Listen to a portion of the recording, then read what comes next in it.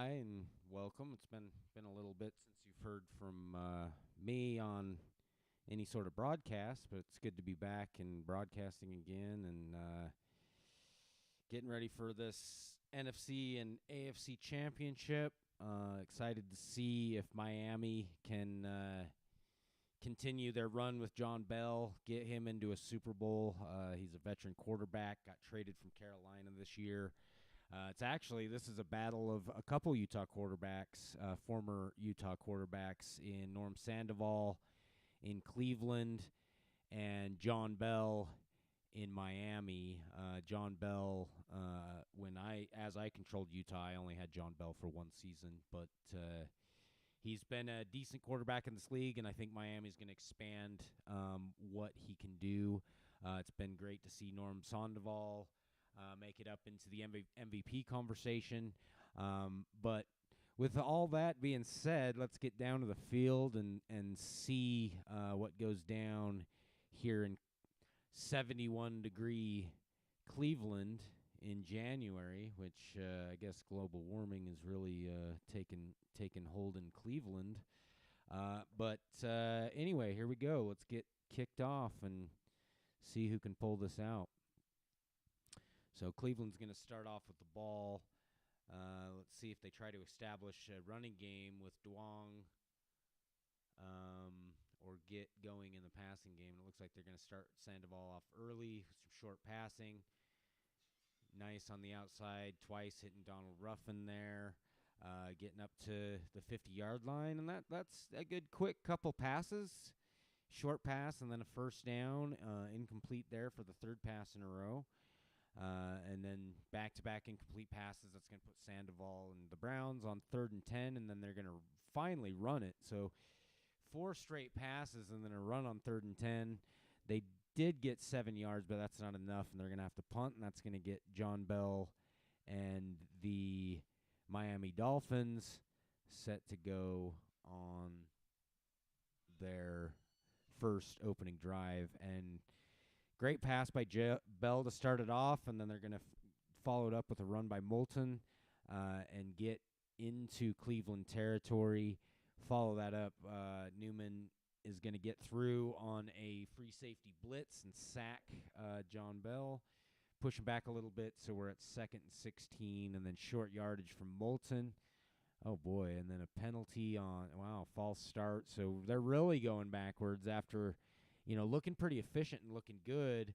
That's like 4 just mistakes and bad moves and not plus plays, and they're going to end up having to punt. No, they kicked a field goal from the 39, and they hit it. That's a long field goal that Miami hit, and they'll get up 3-0, and now Norm Sandoval and company are going to have to take over and see what they can do to get established with their offense here. And after those first couple opening passes, Sandoval hasn't completed one since. He does finally get that one, and they get back first down pass there. They're going to run with Duong. Duong's not getting much. Miami historically has had a pretty good defense. They've been tough to figure out. And so complete to Marks, but not enough for a first down, and Cleveland's going to have to punt. But Miami's going to start deep in their own territory. Open it up with, looks like Gregory there, gets 9 yards, and that's a decent position to pass from for Bell. He did have what looked like an open Macklin there, but he just couldn't quite catch the pass. So 3rd down and 1, he's looking to pass again, looking for Macklin, and that goes for 24 yards and a first down.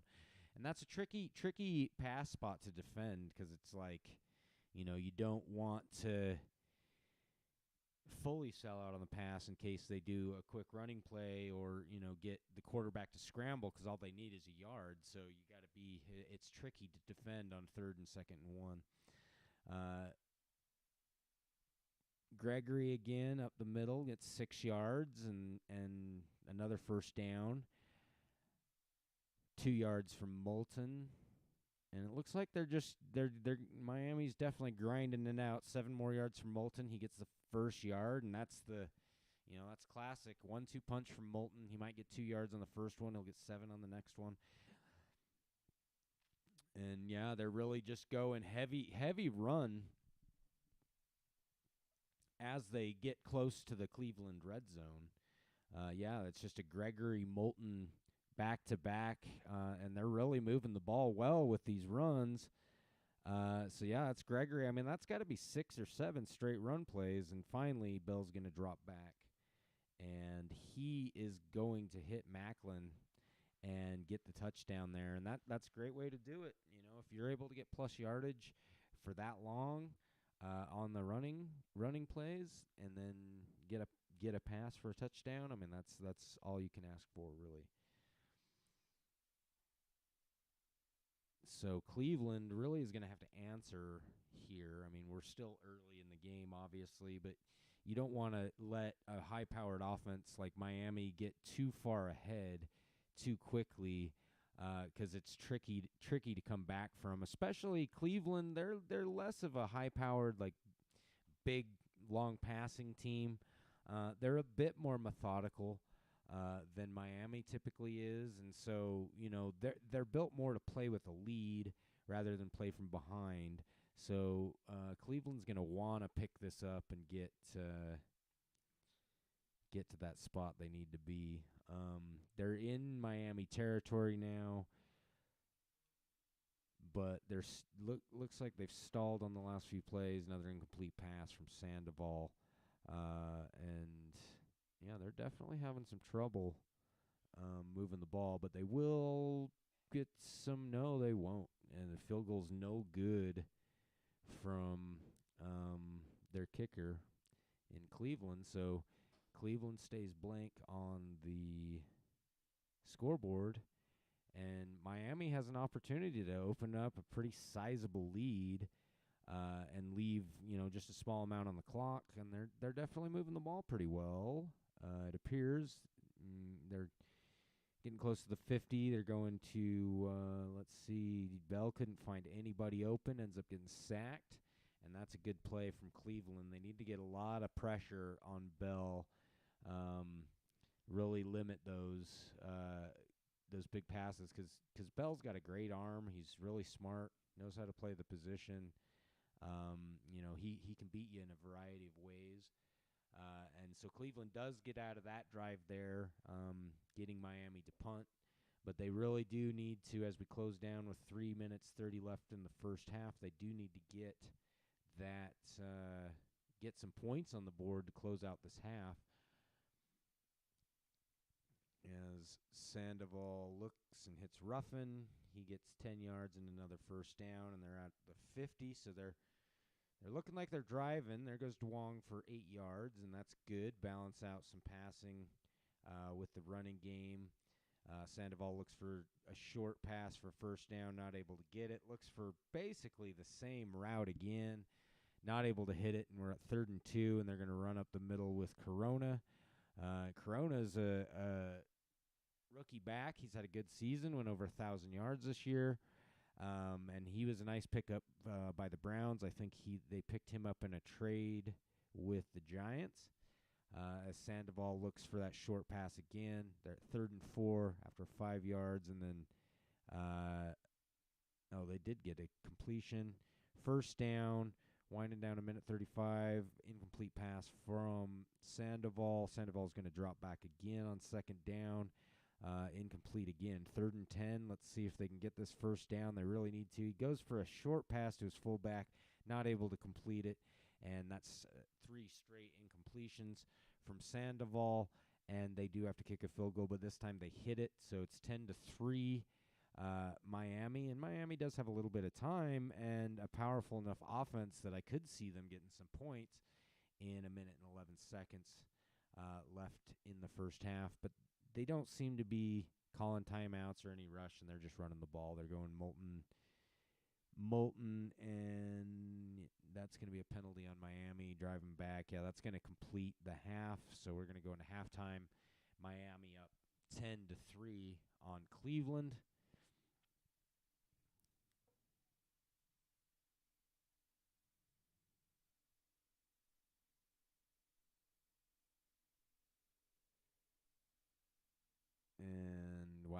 Yeah, so Miami gets the ball to start the half, and they're opening it up with a long pass completed, but then another illegal block above the waist negates the first down. But then Bell does hit Macklin for 23 yards. They get another first down, and that's the scary thing about Miami is they really can put together a lot of big plays. Haven't seen much of that out of Cleveland so far. I think they're targeting a little bit short, but I mean Bell is he's really hitting these lasers, and Macklin's been a favorite target, and they're definitely moving the ball again to open the second half, and they're going to have a good opportunity to expand this lead further, get it back to a 2-score game at least. They're passing well. So last time, and this is what I'm liking that I'm seeing from Miami. Last time they were down in the red zone, it was like 6 or 7 straight runs. They got it. Now I think they passed on just about that entire drive, and Cleveland had to be caught on their heels. I mean, that was a real methodical drive by John Bell. Really made it look easy, and that's what John Bell does. He's finally, for the first time in his career, in Carolina, he was trapped in kind of an AI team. It's one of the longer teams that remain AI in this league, and so his stats were always a little bit subdued, and he's in a great situation now in Miami where his arm and his skills as a quarterback will really shine as Miami does get the touchdown and holds Cleveland to a 3-and-out, and they're up 17-3. Cleveland's got to figure something out here. Miami's really figured them out on the defensive side of the ball, and they get the ball back again, and we're going to be looking at, I'll be honest, I didn't expect this. I expected a lot closer game, but there's still a lot of time left, and Cleveland can come back as we wind down 5 minutes left in the third quarter, but they've got to limit these big passes from Bell as he hits Finley this time, the tight end, for 46 yards, and that's a big play. And Cleveland's had a hard time limiting that, and it's almost like Miami's completely gone away from the run at this point. I do expect to see it here on 3rd and short. We did, and they missed, and they're going to be held to another field goal, but that's 20-3 now for Miami. So Cleveland's down 3 scores, and we've got 2 minutes and 50 left in the third quarter and then the whole fourth quarter. So they really got to get it in gear. Sandoval's a young quarterback, though, so that's kind of what I think you're seeing here a little bit is inexperienced quarterback in Sandoval, at least at the pro level, being here in this spot. This is Cleveland's first time this far in the playoffs in the sim, and Miami's the veteran team. They've been here before. They've been to the playoffs a lot. They've won championships, they won last year's championship, I should say, and they look to be the juggernaut that they are. When it comes down to, as they managed to hold to get a safety, and now they're going to get the ball back. So that's a good momentum shift there. They get the safety, they get the ball back. They just really need to get that offense established. As we're 3rd and 8 now, Sandoval does hit his tight end. Fasano gets 8 yards. But they need to string together some consistent plays. I mean, it's been a lot of incomplete short yard gains, and then they balance it out and maybe get the first down. They're on 3rd and 1 now, and then a false start. That hurts. 3rd and 1's a good position to pass or run from, but here goes Corona, and it seems like they should be maybe giving it to Corona a little bit more as he goes for 24 yards there. There was a penalty on Miami, but that's going to be declined, neutral zone infraction, and so Sandoval to Prescott. They're moving the ball, and looks like they might get in. There goes Corona again, 5 yards. Nice run by him. Sandoval gets sacked by Koamisi. Man, we just got Utah players all over the field. Koamisi, but Koamisi was a real Utah player, so he was in the original file. As Sandoval hits Lloyd and they get a touchdown, they're finally on the board with a touchdown. But you got to think that field goal they missed early in the game, kind of huge, because it would be 20-15 right now had they not missed it. And they wouldn't need a touchdown and a 2-point conversion to tie. As let's see, they go long from Bell. He misses, incomplete. 3rd and 12. Bell's going to get sacked by Corcoran, and they're going to have to punt it. So Cleveland really, they're turning it up here in the fourth quarter. They're playing some good defense. They moved the ball well, especially that last drive. That was the most efficient drive we've seen from Cleveland. Let's see if they can continue it. Penalty on Koamisi, defensive holding. That's going to be an automatic first down, so good break for Cleveland. Even though they completed the pass, hitting Fasano again, the tight end, for 5 yards. Sandoval again drops back, broken up by Davis. 9:42 left, and it's kind of getting exciting because you feel like they hit Corona on the pass. Corona fumbles it, and he returns it for Miami, 3 yards and a touchdown, and that's a big momentum shift because Cleveland really was starting to look like they were piecing some stuff together on offense, which bodes well as we're finishing up the game because Miami's been stalling out a little bit on their last few drives, but Cleveland's been moving, and so it seems like momentum's been in Cleveland's favor, but all it takes is one turnover. That fumble really shifts things, and now Miami, they turn it over on downs, it looks like, and Cleveland's going to move back. There goes Duong around the outside for 15 yards. Sandoval looking for roughing again, broken up. Sandoval drops back again, looks for his tight end, Fasano, gets 5 more yards, and we're at 3rd and 4. Running to the outside by Corona. He only gets a yard, and I don't know if I agree with the decision here, whatever they just did. Was that a punt? Why would you punt that? Oh, the logic in this game sometimes can be maddening. A punt from the 34 or something? Sometimes I wish I could rewind. But Bell is sacked again, so we still got all our timeouts. 2-minute warning still to play. We're at 3:21 left in the game. That's a short punt from Miami, so that puts Cleveland back into similar position to where they were. I think they should have gone for that 4th and short myself. As we get close to 2 minutes left, Sandoval looking for Corona, gets 6 yards. That's going to be a 1st and 10 from the 28. Oh, there comes a corner blitz, and he's going to get through, sacked by Vontae Davis. That was a big risky blitz from the corner, but they get Sandoval, and that's a big play that you need. We got 1:29 left, and Cleveland's just not looking very long with their passes, and then they're running on 4th down, and I don't think that's what you try to do. 4th and 16, I don't think you try to run, but they did, and Duong was only able to get 4 yards, and it looks like Miami's going to close this out. I'd say the big factor here is a few boneheaded plays by the Cleveland coaching staff. They should have gone for that 4th and short, and then, it's indicative. If you're calling a run play on 4th and 18 as the clock is winding down, I don't understand it, but maybe that's a coaching thing, or maybe it's just the AI of this game.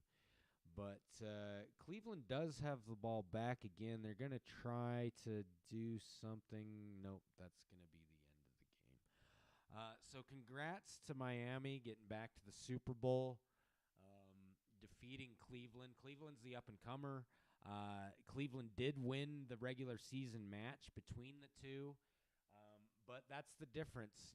Regular season and playoffs are two different animals, and Miami's the veteran team, and it really did show, I think, in this game.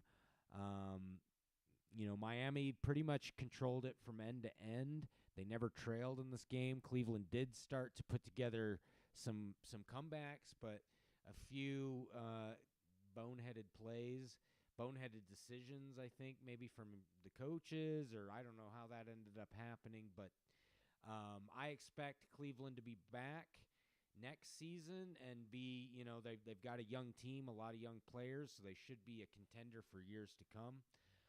And Miami, they've managed to reload and change things up. They've got a new quarterback. Bell's played well for them, and they're going to find themselves in the Super Bowl looking to defend. And I got to be sure about that, right? Like, they won the last Super Bowl. I'm pretty sure.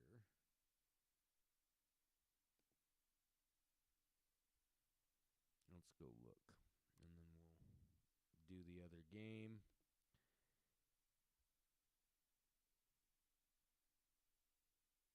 No, they were conference champions last year, so they didn't win the Super Bowl last year. Yeah. Okay. Who was the Super Bowl champion last year? Normally I'm pretty good, but this, I've been pretty busy this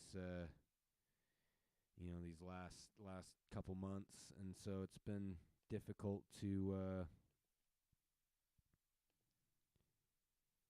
let's see. So I knew that. Last year was the Cowboys won the Super Bowl, and they weren't able to defend it. But now the Dolphins are back. They're back in the Super Bowl again. They were the AFC champions last year. They're back here again, and we'll see who they're going to be facing between the two best records in the NFC in the Rams and Washington. So we'll have that game queued up next, and we'll see who Miami is going to face in the Super Bowl. But congrats to Miami on reaching the Super Bowl again. Hopefully they can get themselves a championship out of it. And congrats